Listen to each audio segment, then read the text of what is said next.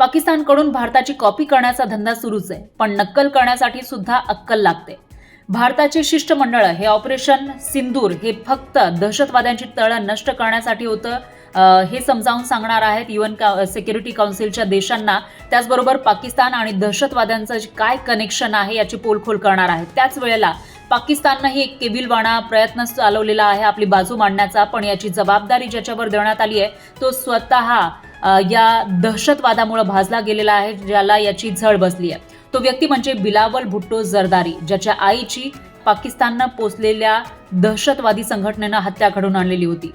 बेनजीर भुट्टो ज्या पाकिस्तानच्या पहिल्या महिला पंतप्रधान होत्या, सुधारणावादी विचार मांडायच्या, लोकशाही पद्धतीनं सरकार त्या चालवत होत्या आणि त्यांचे विचार तिथल्या या कट्टरवाद्यांना आवडले नाही, पटले नाही आणि त्यांनी बेनजीर भुट्टो यांची हत्या घडवून आणली.